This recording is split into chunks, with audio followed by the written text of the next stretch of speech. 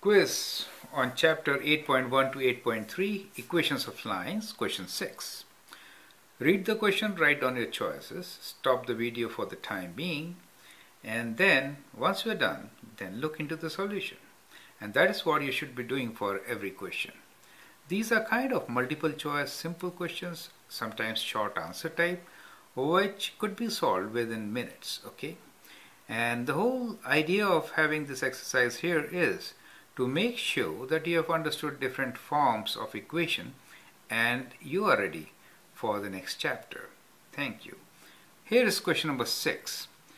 Given equation of line x equals to 1 plus 3t and y equals to 5 minus 2t, where t belongs to real numbers, write vector equation of the line.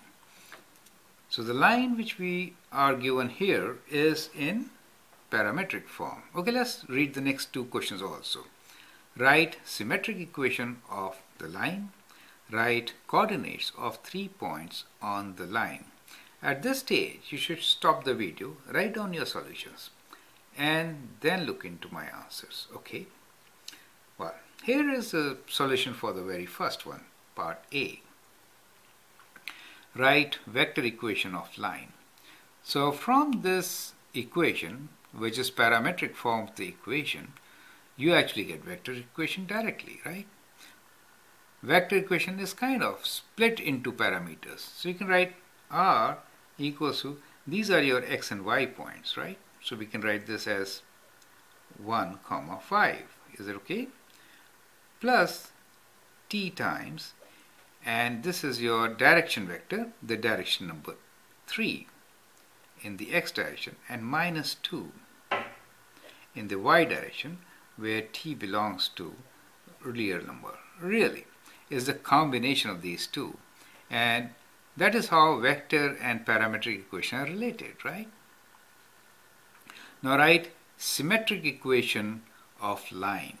So when you have to write the symmetric equation of the line, what you really do is look at the parameter t and then solve for t.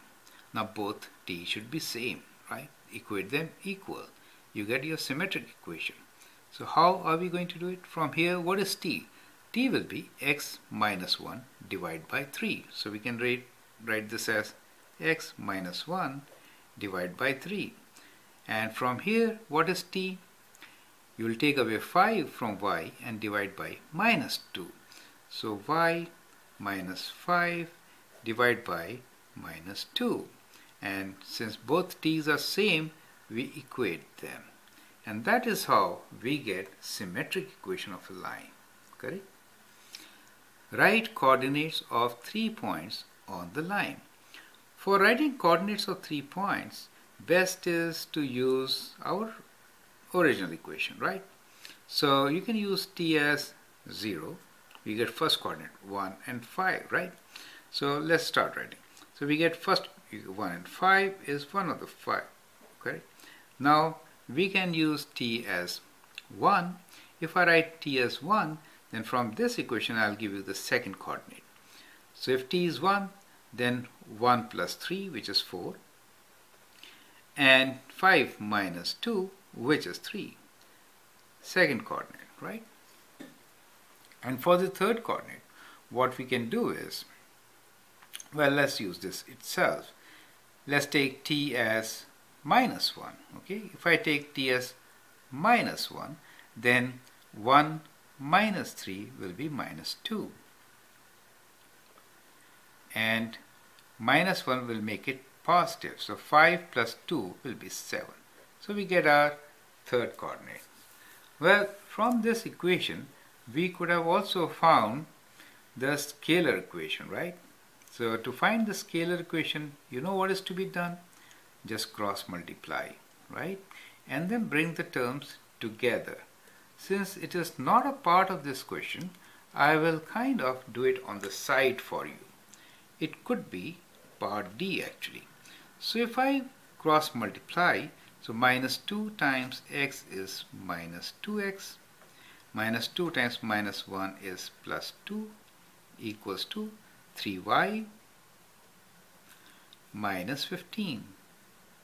And now we can bring them together, right? We would like to keep x as positive coefficient, correct? So we'll bring it to this side and say 0 equals to 2x plus 3y, and minus 15 minus 2 will make it minus 17, correct? So that becomes our scalar or Cartesian equation, correct? So, and slope intercept also you can find from here, correct? If you solve for y. So these are different equations, and that is how these equations are related. Thank you.